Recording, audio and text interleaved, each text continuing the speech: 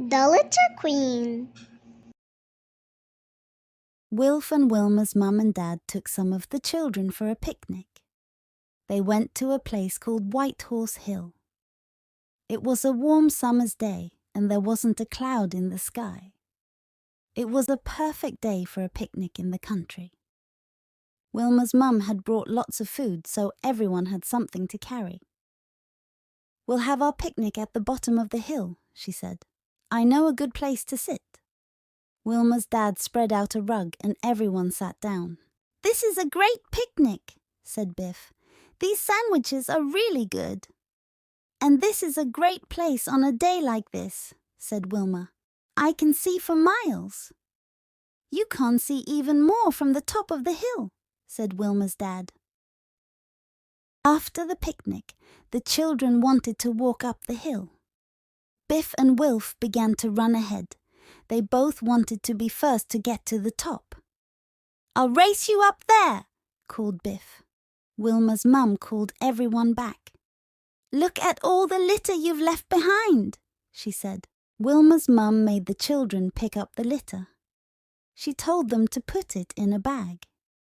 "We'll take the litter back to the car with the picnic things," she said. "This place would look terrible if everyone left cans and packets behind." They took the picnic things back to the car. Then they walked up the hill. It took quite a long time to get to the top. Everyone sat down for a rest. "Dad's right," said Wilma. "I can see for miles and miles. The houses and cars look really small." A strange-looking aircraft flew past. "What's that?" asked Chip. "It looks like a flying chair."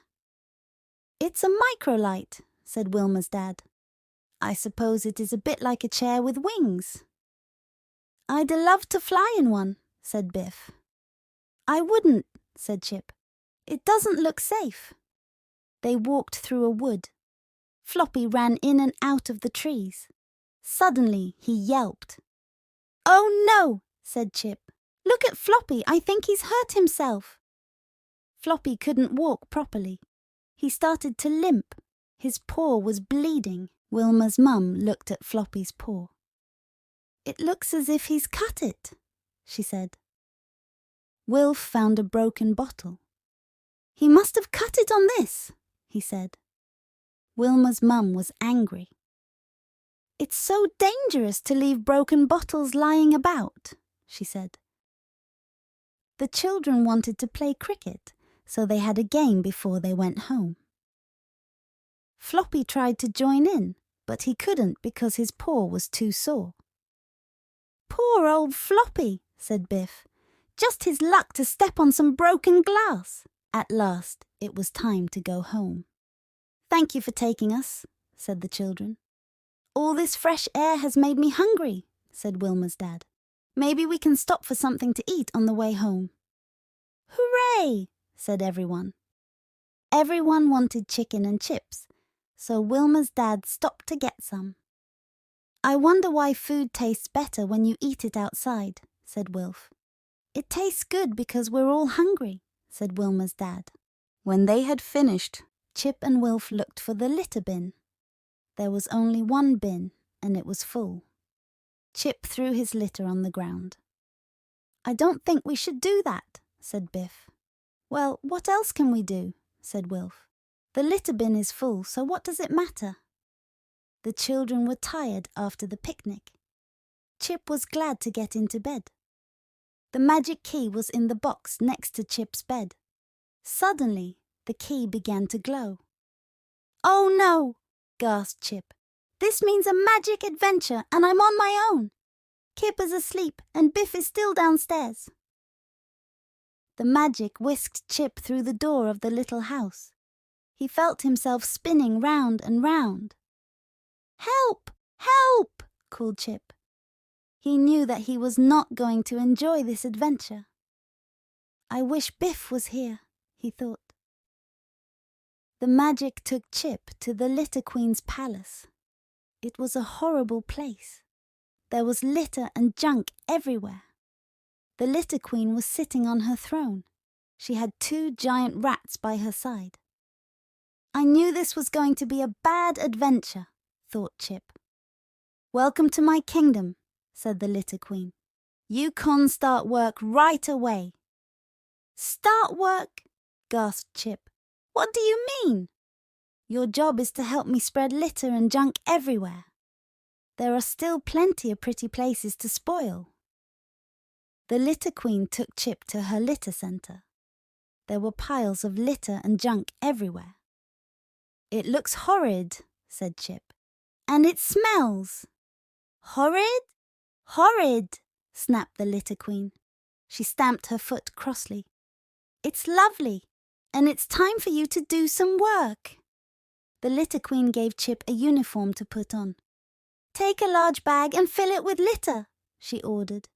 You can start by making a mess of a few parks and playgrounds. If you don't make a good job of it, I'll get very angry. Oh, I don't like this, thought Chip unhappily. The Litter Queen took Chip to a park. She told him to start spreading litter. The park looked tidy, but soon it was covered with cans and paper. Chip didn't want to spoil the park.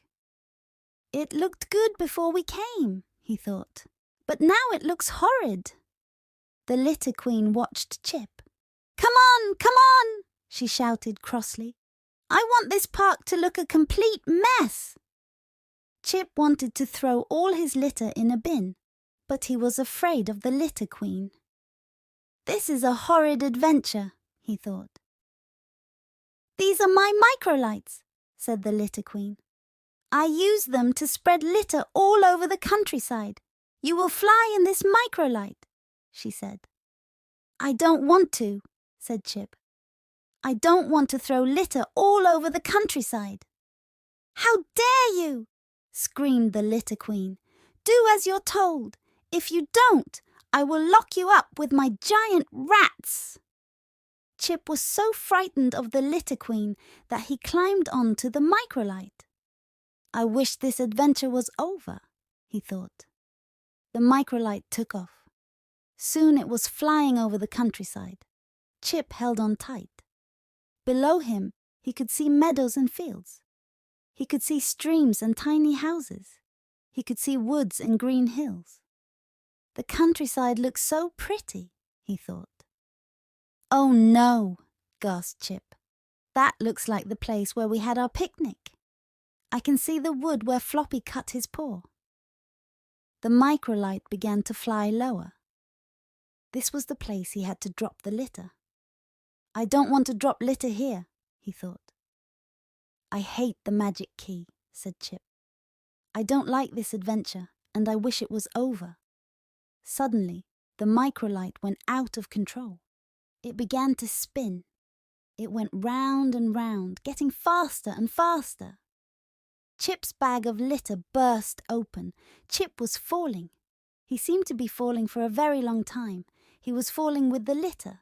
There were cans and bottles and bags and wrappers. Everything was spinning round and round. The magic key flew out of Chip's pocket. Where's the magic key? Shouted Chip. I must find the magic key. Chip was in bed. The adventure was over. But was it a magic adventure or just a bad dream? Mum and Dad heard Chip shouting. They come into his room to see what was wrong. You were having a bod dream, said Mum. I expect you ate too much at the picnic.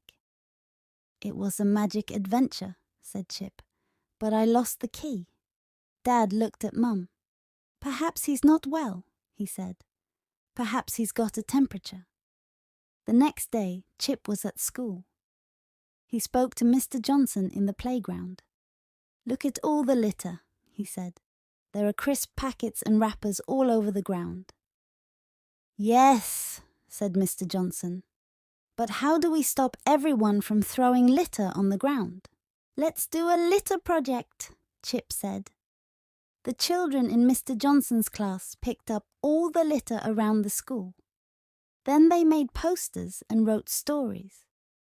Mr. Johnson put the project in the Save Our Countryside competition.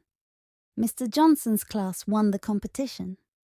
Chip won a special prize for his story called The Litter Queen. an important person came to give out the prizes. "That was a very good story, Chip," she said. "It was a nightmare," said Chip.